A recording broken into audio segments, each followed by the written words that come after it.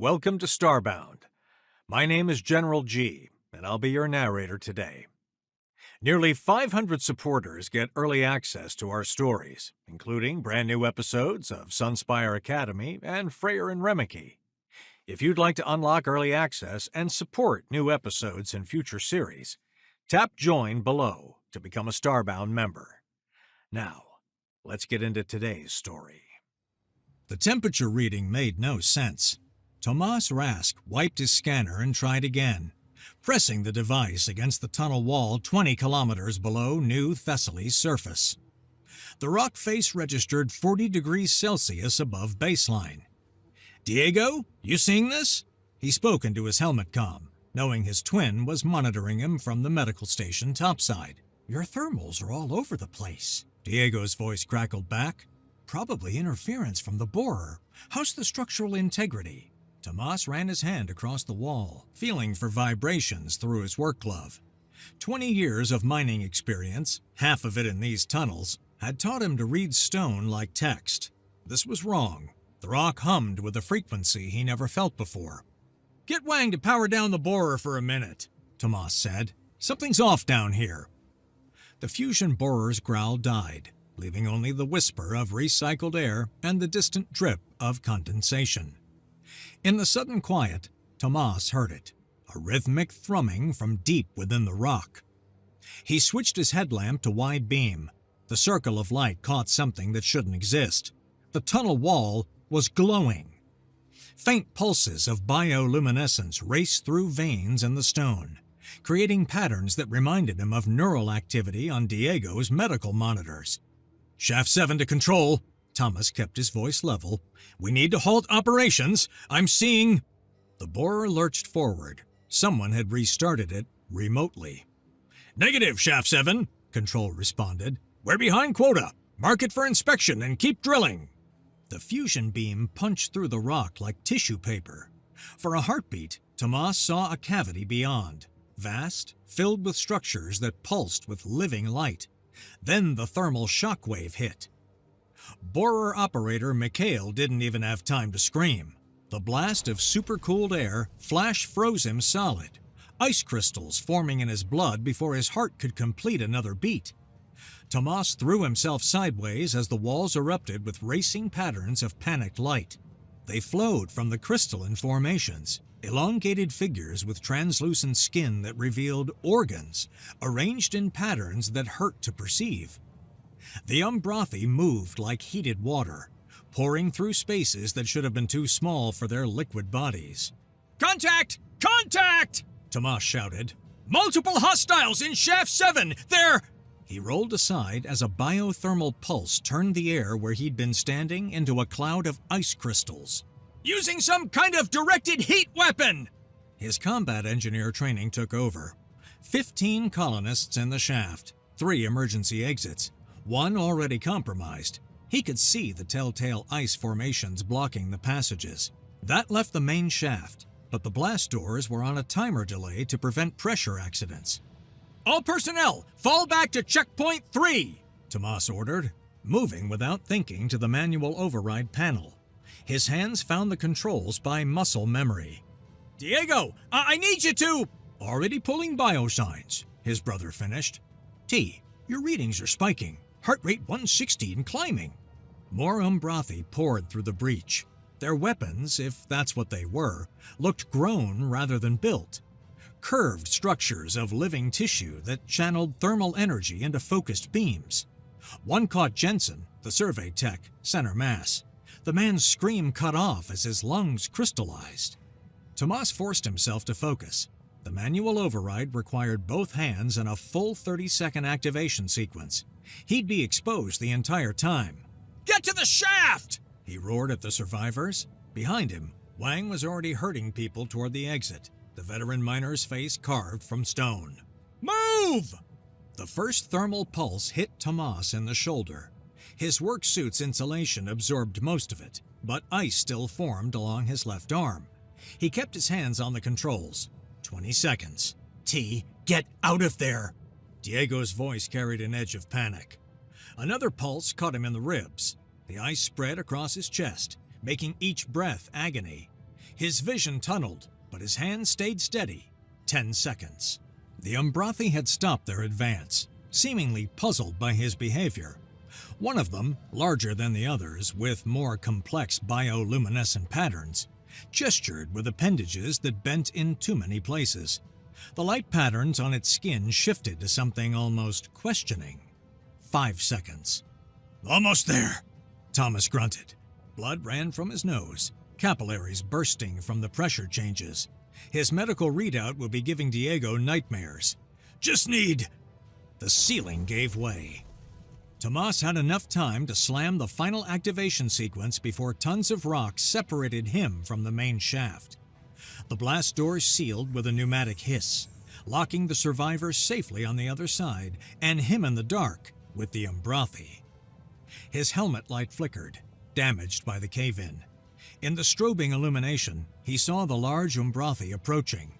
Up close, he could see its internal structure. Organs that pulsed in patterns that matched the rhythm he'd felt in the walls. This wasn't an invader. This was something that belonged here, something they'd torn into without knowing. "Diego?" Static answered him. The rock fall had cut communications. Tomas tried to stand and failed. His left leg was pinned under debris, and the spreading ice from multiple thermal hits was shutting down his nervous system. The Umbrathi made a sound, not quite speech, more like harmonized light given audio form. Others joined it, their bioluminescence synchronizing into complex patterns. Despite everything, Tomas found himself mesmerized. It was beautiful. His last conscious thought before the cold took him was that Diego would never believe he was dead. His twin had always been the stubborn one.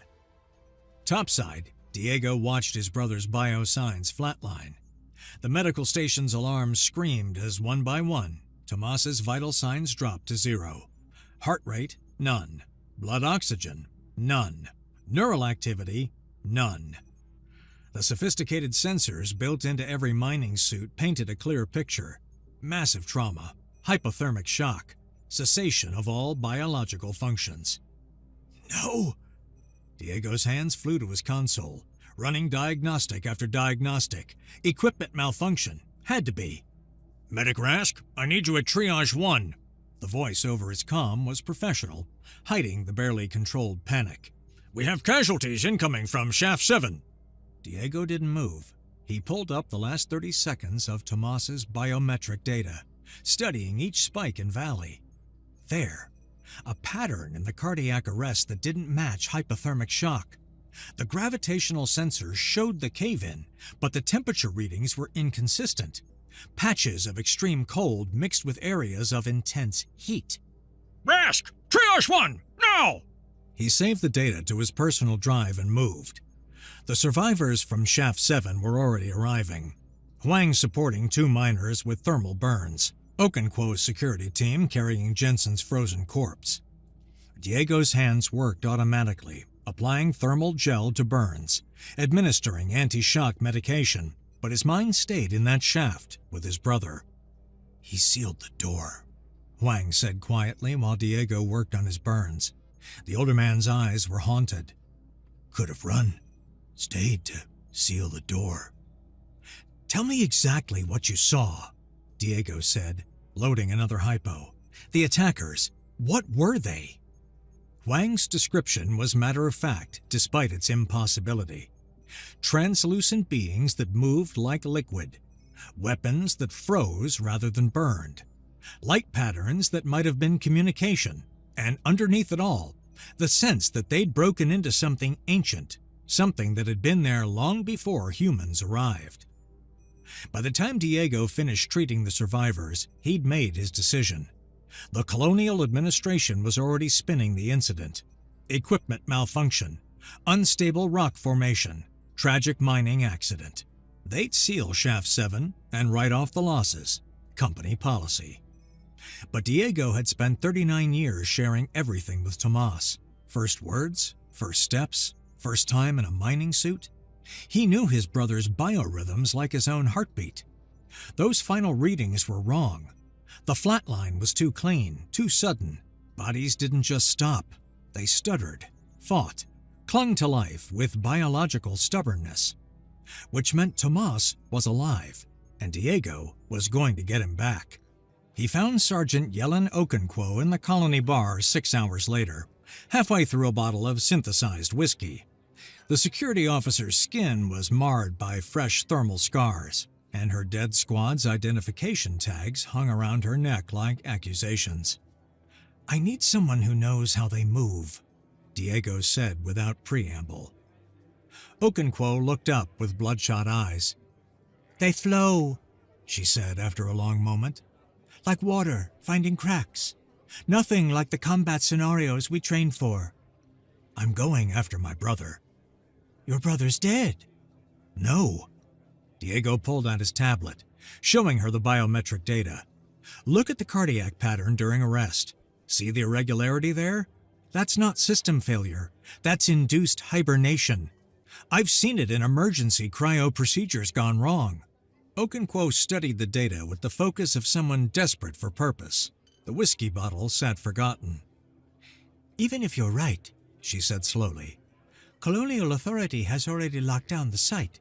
No access to Shaft 7. "I'm not asking for permission." Something shifted in Okonkwo's expression. She stood, swaying slightly, then straightened with military bearing. "You'll need more than just me. The things down there, they're not like us. They don't think like us. We need heavy ordnance." "I know where to get it," Diego said, thinking of the mining charges, the fusion cutters, the industrial equipment that could be repurposed. "And I know who else to ask." They found Wang in Shaft 3, working alone despite regulations requiring paired teams after an accident. The veteran miner didn't look up when they approached. "He saved my nephew," Wang said to the rock face. "During the Gamma collapse 2 years ago. Carried him 3 kilometers with a punctured lung." He turned, and Diego saw grief carved into every line of his face. "When do we go?" "As soon as we can gather equipment," Diego said. "I need someone who can make mining charges do things they weren't designed for." A ghost of a smile touched Wang's lips. "I've been shaping charges for 20 years, son. You want surgical precision or maximum destruction?" "Both!" Within 12 hours, Diego had assembled his team. Besides Okonkwo and Wang, he'd recruited Maria Sandoval, a structural engineer who'd lost her partner in the attack, and Pavel Volkov, Mikhail's younger brother who worked in equipment maintenance and who had access to just about every security code in the colony. They met in an abandoned processing station, spreading equipment across rusted workbenches. Fusion cutters, shaped mining charges, emergency oxygen that could be overpressurized into improvised incendiaries. Diego had raided the medical supplies, filling his pack with stimulants, coagulants, and trauma gear. "The shaft is sealed," Okonkwo said, projecting a holographic map. "But mineral surveys show natural cavern systems that connect to the deep tunnels here and here." She marked positions with efficient gestures. "We make our own entrance." "What about the things down there?"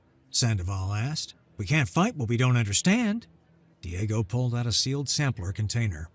Inside, a piece of translucent tissue pulsed with a faint bioluminescence, a fragment taken off of the suit of one of the survivors. "Then we better start understanding," he said, reaching for a microscope. 20 kilometers below, in a chamber that had never known sunlight, Keeper of Patterns studied her impossible specimen. The meat creature, she had no other term for the bizarre creature, lay suspended in a biothermal containment field. By all logic, it should be dead. The trauma alone would have terminated any sensible organism. Yet scanners showed persistent biological activity beneath the induced hibernation. "Aberrant!" She pulsed in light speech to her assistant, Weaver of Futures. "Observe the singular circulation pump."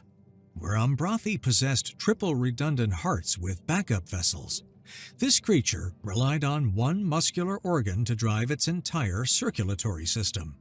The design was either supremely confident or catastrophically flawed. "Perhaps it grows replacements," Weaver suggested. patterns flickering with uncertainty. Keeper of Patterns extended a sensory appendage, taking new readings. What she found defied comprehension. The creature's blood carried armies, microscopic warriors that attacked anything foreign. Its bones were factories, constantly producing new cellular soldiers. The damaged tissue from their defensive thermal strikes was already beginning to repair itself. Cells dividing at rates that should trigger tumorous growths but somehow remained controlled. "Bring the deep scanners," she commanded. "I must understand this." The deep analysis revealed horrors upon horrors. When she triggered mild stress responses, slight temperature variations, pressure changes, the creature's biology transformed. Glands flooded its system with combat chemicals. Muscle fibers restructured for explosive power. Its single heart somehow increased output by 300% without rupturing. "It burns itself," Weaver observed, aghast, consuming its own reserves for momentary advantage. But that wasn't the worst part. The genetic analysis showed these weren't random mutations or evolutionary accidents. The systems were interlinked, engineered to cascade. Damage triggered healing. Threats triggered aggression. Aggression triggered biological overrides that turned the entire organism into a weapon. "They are made of things." Keeper of Patterns pulsed in harmonics of dread. "Crafted for war." She thought of the histories, the deep memories preserved in thermal crystal. Her people had survived the Great Cooling, the star-touched plague, the arrival of surface dwellers above. They had endured through adaptation, cooperation, careful harmony with their environment. But they had never encountered anything built to destroy. The human's eyes opened. Keeper of Patterns recoiled, her bioluminescence flashing alarm patterns. But the human didn't attack. Instead, it made sounds. Harsh, guttural noises that might be communication. "Tomas," the human said, pointing at himself, then gesturing at her. "You?" Keeper of Patterns had lived for 3 centuries, had catalogued 17 distinct species, had once successfully communicated with the silicon-based drifters who passed through the deep tunnels.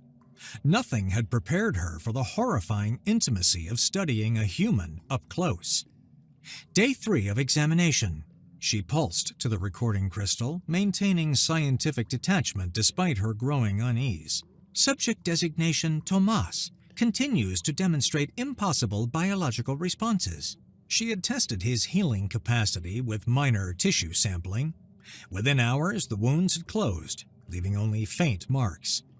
When she'd restricted caloric intake to observe metabolic adaptation, his body had shifted into a hyper-efficient state, somehow extracting energy from its own fat reserves while maintaining muscle mass.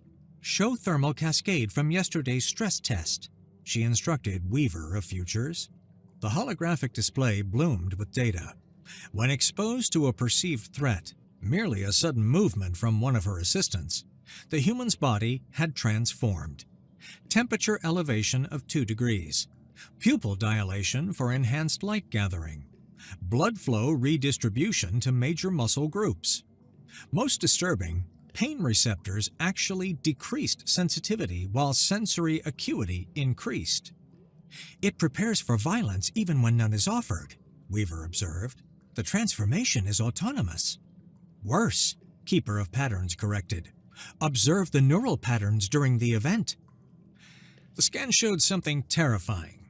The human's brain had literally rewired itself during the stress response, creating new pathways between motor control and spatial processing. He had unconsciously mapped every exit, calculated distances, identified potential weapons from harmless tools. "A mind that thinks in destruction." Weaver's patterns dimmed with distress. "How can such a thing evolve naturally?" "Perhaps it cannot," Keeper of Patterns admitted. The human had been attempting communication throughout. He quickly grasped that their bioluminescence carried meaning and had tried to replicate it using his helmet's damaged light. Crude attempts, but showing disturbing adaptability. She approached the containment field, modulating her natural glow to its least threatening pattern. Tomas watched her with those strange, forward-facing eyes, a predator's configuration for depth perception during pursuit. "Why?" she asked in simplified light speech. "Why are you made for killing?" He couldn't understand the question, but seemed to recognize the interrogative pattern. He gestured at the walls, then mimed digging motions. When that failed to convey meaning, he used his finger to draw in the condensation on the field barrier. Lines appeared, a cross-section diagram of tunnel systems. He pointed up, then drew crude figures, humans, then down, drawing different figures with elongated forms, a recognizable attempt at depicting Umbrathi. Between them, he drew a barrier, then showed it being breached. "He understands we were separated," Keeper of Patterns realized. "He knows the breach was accidental." Tomas nodded hopefully. Another predator trait, the aggressive forward motion of the head. He drew again. The thermal vents her people depended on, somehow recognizing their importance from the brief glimpse during breakthrough. Then he sketched structural supports, barriers, ways to shore up the divide while maintaining the vent flows. "He thinks of building," Weaver pulsed in confusion. "Yet his biology speaks only of destruction. Unless—" Keeper of Patterns extended her primary sensor cluster, taking new readings. What if the building and destroying are the same system? What if their violence is simply misdirected creation? Before she could pursue the thought, alarms flashed through the chamber. Deep sensors had detected explosions in the abandoned northern tunnels. Precise, shaped charges that opened new passages while avoiding structural weakness. More humans were coming. The shaped charge detonated with both precision and power as promised, opening a fist-sized hole in the tunnel wall. Wang examined his handiwork with satisfaction before placing the next charge 12 inches lower. "Cutting charge is set," he reported to Diego. 40 seconds to breach." They'd been working for 6 hours, following mineral surveys that showed potential connections to the deep tunnel systems. Each exploration was calculated to minimize vibration. Too much force and they'd trigger another cave-in. Diego rechecked his medical scanner, still hunting for any trace of Tomas's biosignature. The background radiation from the planet's core made readings unreliable beyond a few hundred meters, but he kept trying. "Movement," Okonkwo announced, her weapon trained on the shadows ahead. "Thermal variance at 2 o'clock. "Hold fire," Diego ordered. "We don't know if they're hostile." "Bastards killed our people," Pavel Volkov said flatly. "They were defending themselves," Sandoval countered. She'd been studying the attack patterns during their descent. "Every strike was reactive, not initiative. We broke into their home." The charge detonated, revealing a natural cavern beyond. Bioluminescent formations provided dim light, similar to what the survivors had described but more subdued. Living architecture, Diego realized. The Umbrathi hadn't just inhabited these caves, they'd shaped them over centuries. "Biosensors picking up something," he said, hope flaring. "Human baseline, extremely faint, bearing 17 Mark IV. "That's directly through their territory," Okonkwo observed. "No way around." "Then we go through." Diego checked his equipment one last time. The tissue sample he'd studied had revealed the Umbrathi's critical weakness. Their triple redundant biology made them extremely sensitive to temperature variations. "Thermal charges ready?" "Ready," Huang confirmed. "But Diego, these aren't weapons. They're mining tools." "Everything's a weapon if you use it right," Okonkwo said grimly. "Formation on me. We move fast, hit hard, and extract before they can organize." They descended into alien territory. The tunnels were organic masterpieces. Walls curved in geometric spirals that channeled airflow. Thermal vents were carefully integrated into the structure, providing heat and light. It was engineering that Diego's practical mind could appreciate even as they invaded it. The first Umbrathi they encountered seemed to be some kind of technician, working on a damaged thermal conduit. It turned at their approach, bioluminescence flashing alarm patterns. Okonkwo fired a foam burst from the mining suppression gun, designed to seal gas leaks but equally effective at immobilizing a living target. "Clear," she announced, already moving forward. No alarms triggered. But Diego had seen something in the creature's patterns before the foam covered it. Not just alarm, recognition. It had been trying to communicate. They pushed deeper following his scanner's faint reading. More Umbrathi appeared, but their responses were confusing. Some fled immediately. Others stood ground, flashing complex patterns that might have been warnings or attempts at dialogue. Only when the humans advanced despite these signals did they turn hostile. "They're trying to talk," Sandoval said after their third encounter. "These light patterns, there's syntax there." "Doesn't matter," Pavel said, checking his cutter's charge. "We're here for Tomas." The biosignal grew stronger as they descended. Diego's heart hammered as familiar rhythms appeared on his scanner. His brother's cardiac pattern, altered but unmistakable. "He's in hibernation," Diego breathed. "Forced metabolic suspension. But he's alive." They rounded a curve and found themselves facing a massive chamber. At its center, suspended in a shimming field, was Tomas. Around him, dozens of Umbrathi worked at incomprehensible devices. One larger than the rest, covered in more complex patterns, turned to face them. Keeper of Patterns had been expecting them. She'd watched their approach through deep sensors, observed their violence, cataloged their weapons. Everything confirmed her worst fears about human biology. Yet something nagged at her. The way they'd used minimum force, the precision of their explosives to avoid structural damage, the care they took with their wounded companion after each skirmish. She stepped forward, modulating her patterns to their simplest form: stop, think, look. The lead human, smaller than the suspended one but with matching facial structures, kept his weapon raised but didn't fire. His eyes, those terrifying predator orbs, flicked between her and the suspended figure. "Tomas," the human said. A name, identity marker. Then, pointing at himself, "Diego." Brothers. Genetic duplicates with variations. She'd seen the tissue samples, the impossible way human genetics allowed for both diversity and similarity. These two shared base patterns, but expressed them differently. She moved slowly to the control crystals, dimming the containment field enough for Diego to see his brother clearly. Tomas was intact, suspended in therapeutic stasis, his injuries healing under careful monitoring. "Alive," she said in light speech, then tried something unprecedented.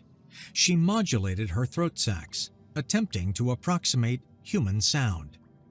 "Alive." The effect on the humans was electric. Weapons lowered fractionally.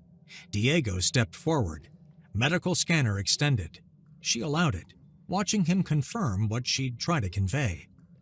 "He's okay," Diego said to his team. "Healing, they're treating him." "It's a trick," Pavel insisted. "They're studying him, looking for weaknesses." Keeper of Patterns understood the tone, if not the words. She turned to her workstation, pulling up the holographic displays of her research. The cascading combat protocols, the biological weapons systems, all the horrors she'd discovered. But also Tomas's drawings, his engineering solutions, the way he'd tried to communicate despite their differences. She gestured to Diego, then to the displays. Understanding flickered in his eyes as he saw his brother's biology laid bare. The stress responses, the healing factors, the combat adaptations. "You think we're weapons," Diego said slowly. "You think we're designed to kill." She couldn't understand the words but caught the questioning tone. She pulled up more data, human history files recovered from their colonial database. Wars, violence, destruction spanning centuries. Diego studied the images, then did something unexpected. He set down his weapon and pulled out his medical kit. Moving slowly, he extracted a trauma injector and rolled up his sleeve. Before anyone could stop him, he made a deep cut along his forearm. "Diego!" Okonkwo started forward, but he waved her back. Blood welled from the wound. Diego held it up for Keeper of Patterns to see, then applied the injector. Within seconds, coagulation began. The bleeding stopped. Healing accelerators went to work. He pointed at the displays showing the same process. Then he took Okonkwo's knife and cut a piece of thermal insulation from her suit. He used medical tape to bind it over a coolant leak in the nearby wall. Crude, but effective. "Same systems," he said, knowing she couldn't understand the words, but hoping the demonstration was clear. "We destroy. We create. We survive. We didn't mean to disturb you." Keeper of Patterns watched human combat biology repurposed for healing, for building, for preservation.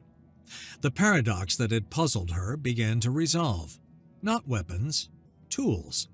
Biological tools that could be tuned to any purpose. She made a decision that would haunt her. Moving the containment controls, she began the release sequence. "Wait!" Weaver of Futures flashed alarm patterns. "The protocols!" "They are only as dangerous as their application," Keeper of Patterns replied. She met Diego's eyes, those forward-facing predator eyes that could also, she realized, focus with precision on delicate tasks. The field dispersed. Tomas's unconscious form lowered gently to the floor. Diego was there instantly, medical scanner sweeping for injuries while his hands performed a dozen diagnostic checks. Hypothermic trauma, healing well. Mild neural suppression from the stasis. He'll be fine. Diego looked up at Keeper of Patterns. "Thank you." She didn't understand the words, but the tone was universal. That's when the alarms began. The harmonics of distress pulsed through every tunnel, a bioluminescent shriek that announced the unthinkable. Humans in the sacred chambers. The Keeper of Patterns collaborating with invaders. Umbrathi response was swift and merciless. "Incoming!" Okonkwo's shout preceded the first thermal blast by milliseconds. The beam turned the air to ice where Diego had been crouched over Tomas. He'd already moved, combat instincts overriding his medic's focus, dragging his brother behind an outcropping of mineral formations.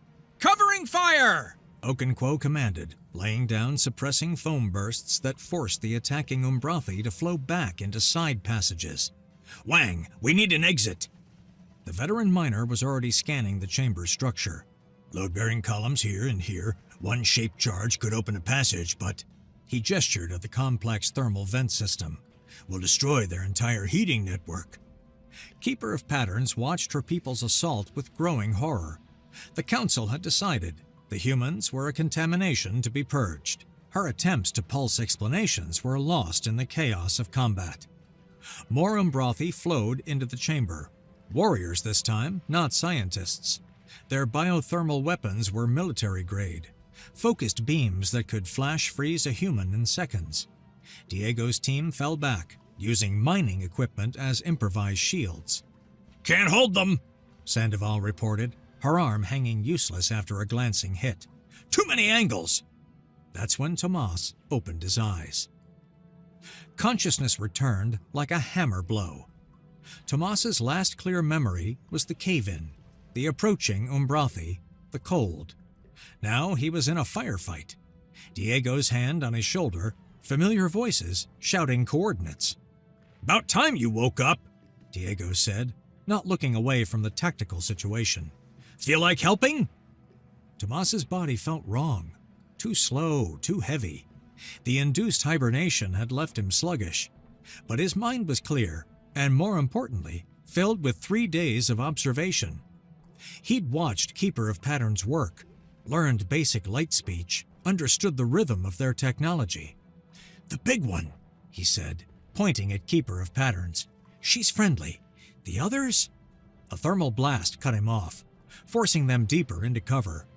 Pavel returned fire with his mining laser, the industrial beam slicing through biothermal constructs but barely showing the assault. "Doesn't matter," Okonkwo said. "We're leaving. Wang, blow the wall!" "No!" Tomas forced himself upright. fighting hibernation-induced vertigo. "You'll destroy their whole ecosystem! The thermal vents! I think they need them to reproduce." "They're trying to kill us! We don't need more of them!" Pavel snarled. "Because they think we're weapons." Tomas looked at the display still showing his biological data. The combat protocols laid bare. Then at Keeper of Patterns, who was flashing desperate patterns at her people trying to stop the violence. An idea formed. Insane, but grounded in everything he'd learned. "Diego, I need a stimulant. Maximum dose." His brother's hands were already moving, prepping the injector. "This will burn. Your body might not." "Trust me." The stimulant hit like lightning. Tomas's hibernation fog evaporated as his heart rate tripled. The familiar fire of adrenaline flooded his system. Exactly what the Umbrathi feared. But he wasn't going to use it for violence. He stood up, fully exposed, and began to pulse light patterns using his damaged helmet lamp. The words were crude, probably grammatically butchered, but he pushed through. Stop. Understand. Build together. The attacking Umbrathi hesitated. A human speaking light speech was impossible. Their weapons wavered. Tomas pointed at the thermal vents, then at the structural damage their fight was causing. He drew in the air, crude movements showing him reinforcing the Umbrathi biothermal systems, how they could share the space instead of destroying it. "What's he doing?" Pavel demanded. "Building," Diego said quietly, understanding flooding through him. "He's showing them we can build." One of the warrior Umbrathi pulsed an aggressive pattern, probably profanity, and fired. Tomas didn't dodge. Instead, he stepped in front of Keeper of Patterns, taking the thermal blast across his chest. Ice spread through his work suit, hypothermia clawing at his systems. But he kept signaling, kept drawing, kept proving that human combat protocols could protect rather than destroy. The warrior stopped firing. Keeper of Patterns had studied many species, but she'd never seen anything like this. The human, Tomas, was literally burning his own biology to bridge their gap. His body temperature was dropping dangerously from the thermal hit, yet his neural activity was spiking beyond anything she'd recorded.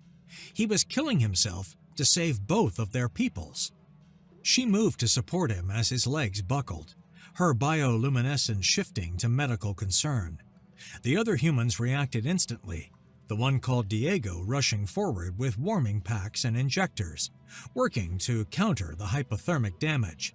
"Stabilizing," Diego reported to his team, "but he needs real medical attention, soon." The standoff stretched taut. Warriors faced humans across a chamber, filled with the wounded of both species. One wrong move would reignite the violence. Then Tomas did something that changed everything. Still shaking from hypothermia, he pulled off his helmet, the only thing allowing him to approximate light speech. He handed it to Keeper of Patterns. She understood immediately. The helmet's damaged light could be modulated to be much brighter than she could be. She could get their attention.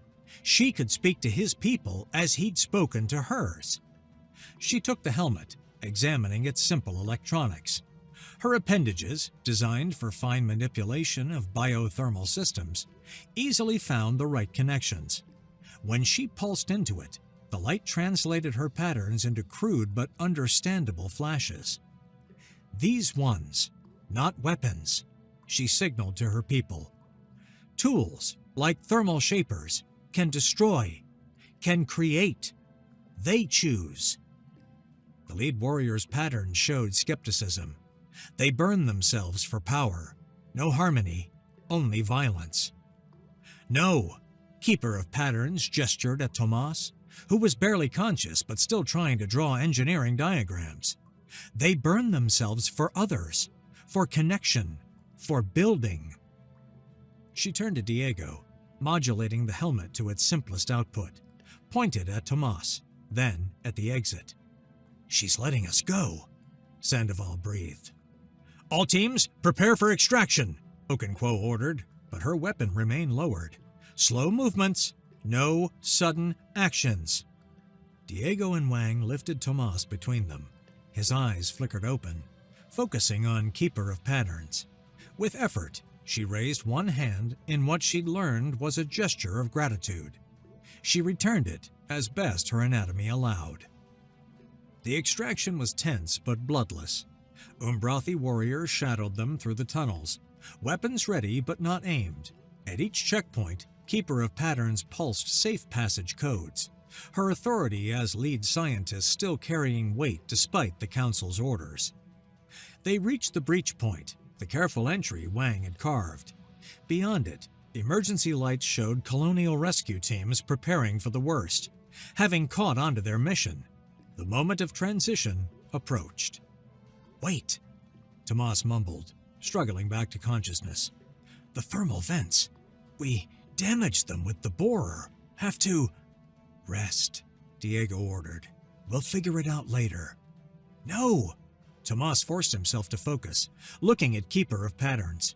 In broken light speech, using his hands to approximate patterns, he managed, "Will return. Will fix. Promise." She understood. More than the words, the intent. The human concept of obligation that transcended immediate survival. As they passed through the breach, she made her own decision. Picking up a thermal scribe, she etched quick symbols on a piece of biocrystal and pressed it into Diego's hands. The human looked confused, but secured it carefully. Then they were gone, leaving Umbrathi and humans separated once more. But not, Keeper of Patterns reflected, unchanged. The colonial administration's response was predictable. Seal the breach. Flood the tunnels with industrial foam. Forget the incident. Classify all reports. They hadn't counted on the Rask twins' stubbornness. "Absolutely not," Director Hope said for the 5th time. "There are no aliens. There was a gas pocket explosion, hallucinogenic fumes, traumatic stress reactions." "Then explain this," Diego said, placing the biocrystal on her desk. The crystal pulsed with stored light patterns. Keeper of Patterns had recorded a message. Coordinates, thermal specifications, a formal request for technological exchange. Even through the crude medium, her intelligence was obvious. "Could be natural phosphorescence," Hope said, but her voice wavered. "It was a technical schematic," Tomas corrected.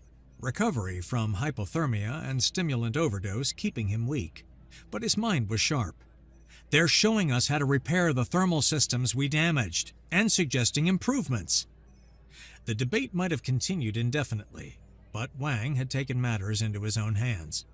Along with Pavel and a handful of other miners who'd lost people in the accident, he'd been making midnight modifications to drilling equipment.